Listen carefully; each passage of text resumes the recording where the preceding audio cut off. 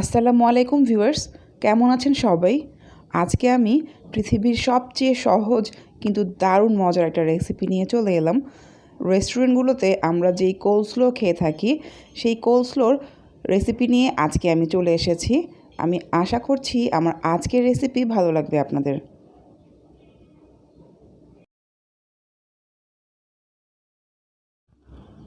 Coleslaw তৈরি করতে প্রথমে আমার লাগছে বাঁধাকপি কুচি আর গাজর কুচি।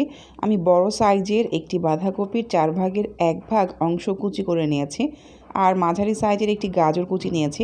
বাঁধাকপির চেয়ে পরিমাণে কম নিতে হবে গাজর কুচি, তবে গাজর কুচিটা স্কিপ করা যায়, শুধু বাঁধাকপি কুচি দিয়েও এটা তৈরি করা যায়। তারপর আধা কাপ চিনি নিয়ে নিয়েছি। টক দই নিয়েছি আধা কাপের একটু বেশি, মানে কোয়ার্টার কাপ। টক দইয়ের পানি ঝরিয়ে নিতে হবে। মেয়োনিজ নিয়েছি আধা কাপের একটু কম। সরিষা বাটা নিয়েছি 2 টেবিল চামচ। হোয়াইট সস ভিনেগার নিয়েছি 2 টেবিল চামচ। গোলমরিচ গুঁড়ো নিয়েছি 1 চা চামচ। আর লবণ নিয়েছি পরিমাণ মতো। আপনি এখানে অ্যাপেল সিডার ভিনেগারও ইউজ করতে পারেন। এবার একটা মিক্সিং বোলে টক দইটুকু নিয়ে নিলাম।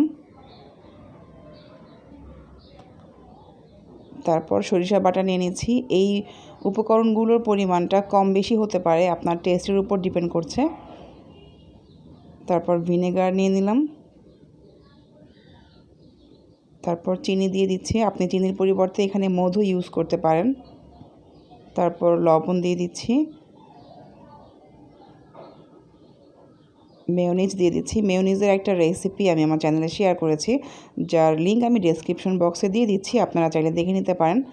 তারপর গোলমরিচ গুঁড়ো দিয়ে দিলাম।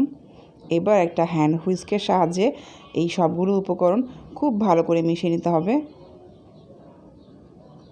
এই মিশ্রণটা যত ভালো হবে, কোলস্লোর টেস্ট তত ভালো আসবে।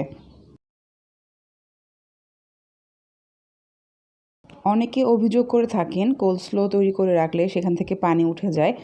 যাতে পানি না ওঠে এজন্য আপনাকে অবশ্যই টক দইটা পানি ঝরিয়ে নিতে হবে।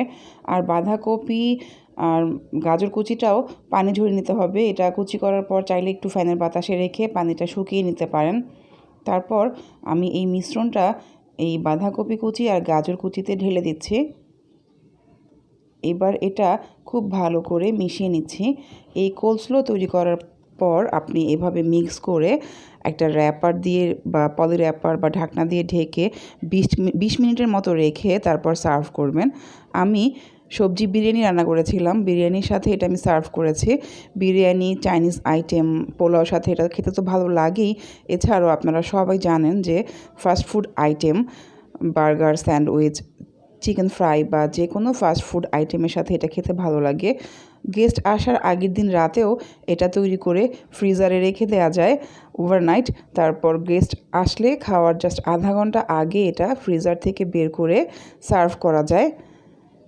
আর এটা নর্মাল ফ্রিজারে রেখে 7 দিন পর্যন্ত খাওয়া যায়। আমার আজকের এই স্যালাড, ড্রেসিং বা সাইড ডিশ রেসিপি আপনাদের কেমন লাগলো তা কিন্তু অবশ্যই কমেন্ট করে জানাবেন। সবাই ভালো থাকবেন, সুস্থ থাকবেন। আল্লাহ হাফেজ।